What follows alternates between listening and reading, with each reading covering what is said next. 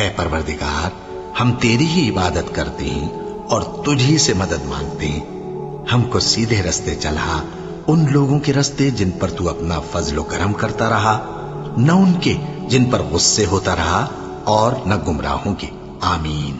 اور اے پیغمبر، جب تم سے میرے بندے میرے بارے میں دریافت کریں تو انہیں معلوم ہو کہ میں تو تمہارے پاس ہی ہوں، جب کوئی پکارنے والا مجھے پکارتا ہے تو میں اس کی دعا قبول کرتا ہوں، تو ان کو چاہیے کہ میرے حکموں کو مانیں اور مجھ پر ایمان رکھیں تاکہ نیک رستہ پائیں۔ بھلا کون بے قرار کی التجا قبول کرتا ہے جب وہ اس سے دعا کرتا ہے، اور کون اس کی تکلیف کو دور کرتا ہے، اور کون تم کو زمین میں اگلوں کا جانشین بناتا ہے؟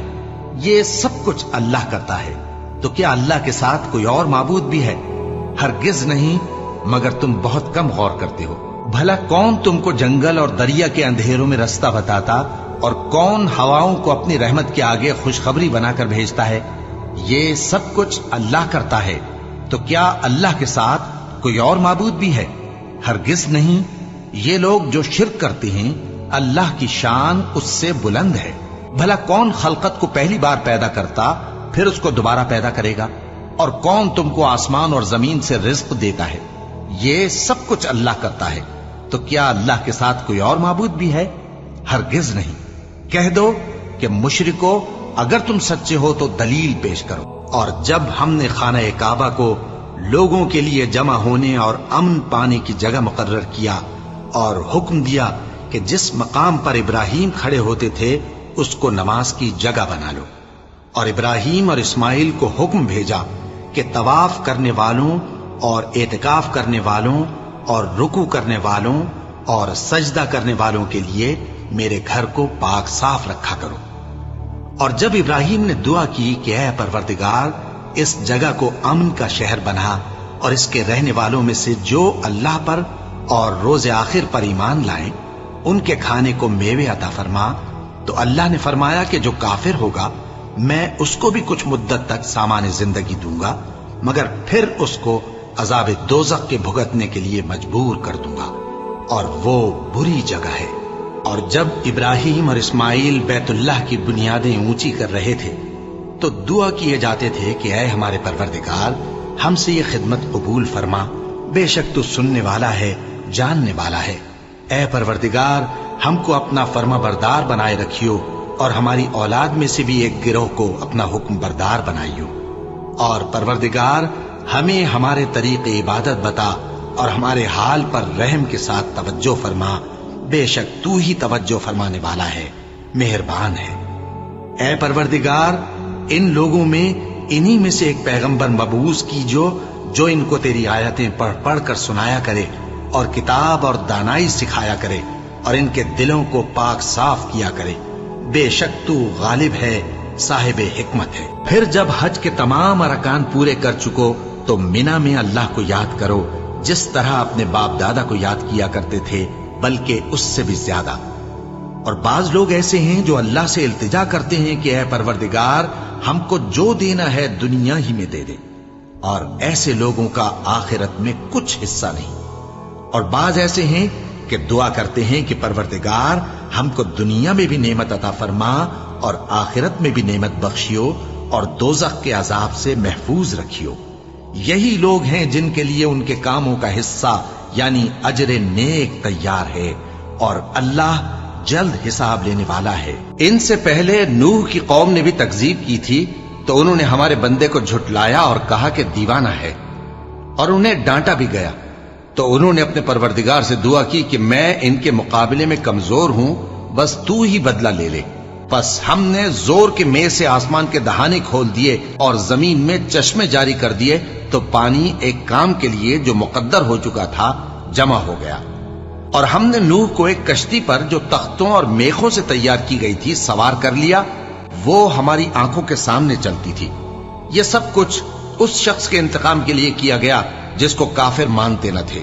اور ہم نے اس کشتی کو ایک نشانی بنا چھوڑا، تو کوئی ہے کہ سوچے سمجھے؟ اور مومنوں کے لیے ایک مثال تو فرعون کی بیوی کی بیان فرمائی کہ اس نے اللہ سے التجا کی کہ اے میرے پروردگار، میرے لیے بہشت میں اپنے پاس ایک گھر بنا اور مجھے فرعون اور اس کے عمل سے نجات بخش اور ظالم لوگوں سے مجھ کو چھڑا لے۔ اس وقت زکریا نے اپنے پروردگار کو پکارا، عرض کی کہ پروردگار مجھے اپنی طرف سے اولاد صالح عطا فرما، تو بے شک دعا سننے والا ہے۔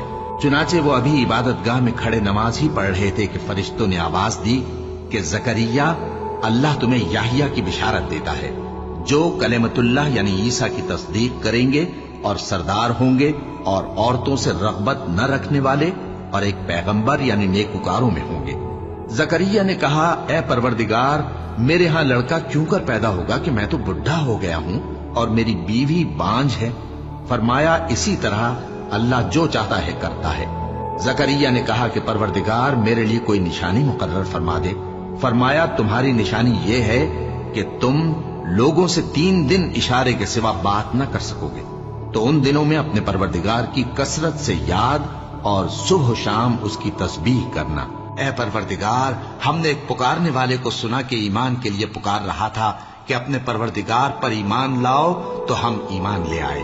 سو اے پروردگار ہمارے گناہ معاف فرما اور ہماری برائیوں کو ہم سے دور کر دے اور ہم کو دنیا سے نیک بندوں کے ساتھ اٹھائیو۔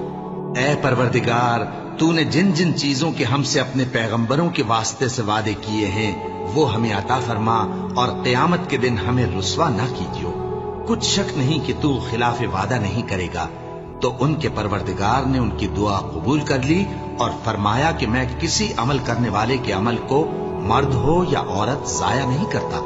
تم ایک دوسرے کے ہم جنس ہو، تو جو لوگ میرے لیے وطن چھوڑ گئے اور اپنے گھروں سے نکالے گئے اور ستائے گئے اور لڑے اور قتل کیے گئے، میں ان کے گناہ دور کر دوں گا اور ان کو بہشتوں میں داخل کروں گا جن کے نیچے نہریں بہ رہی ہیں۔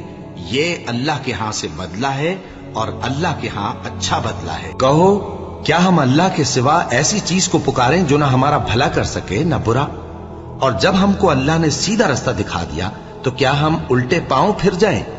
پھر تو ہماری ایسی مثال ہو جیسے کسی کو جنات نے جنگل میں بھلا دیا ہو اور وہ حیران ہو رہا ہو، اور اس کے کچھ رفیق ہوں جو اس کو رستے کی طرف بلائیں کہ ہمارے پاس چلا۔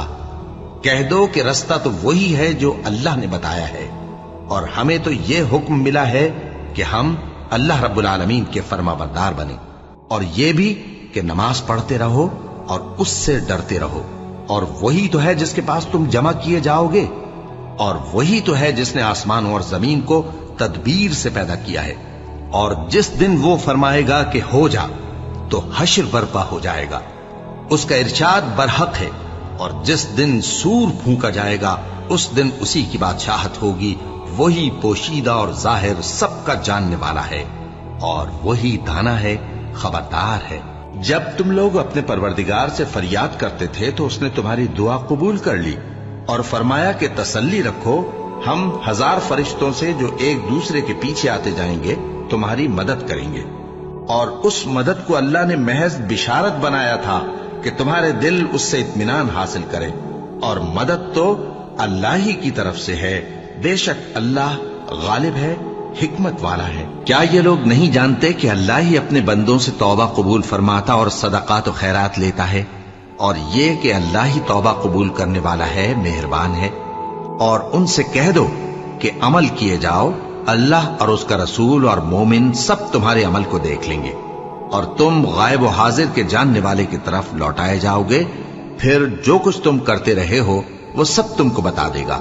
اور کچھ دوسرے لوگ ہیں جن کا کام اللہ کے حکم پر موقوف ہے، چاہے وہ ان کو عذاب دے اور چاہے معاف کر دے، اور اللہ جاننے والا ہے، حکمت والا ہے۔ وہی تو ہے جو تم کو جنگل اور دریا میں چلنے پھرنے اور سیر کرنے کی توفیق دیتا ہے، یہاں تک کہ جب تم کشتیوں میں سوار ہوتے ہو اور کشتیاں خوشگوار ہوا کی مدد سے سواروں کو لے کر چلنے لگتی ہیں اور وہ اس پر خوش ہوتی ہیں، تو ناگہاں سناٹی کی ہوا چل پڑتی ہے اور لہریں ہر طرف سے ان پر جوش مارتی ہوئی آنے لگتی ہیں، اور وہ خیال کرتے ہیں کہ اب تو لہروں میں گھر گئے، تو اس وقت خالص اللہ ہی کی عبادت کر کے اس سے دعا مانگنے لگتے ہیں کہ اے اللہ، اگر تو ہم کو اس سے نجات بخشے تو ہم تیرے بہت ہی شکر گزار ہوں۔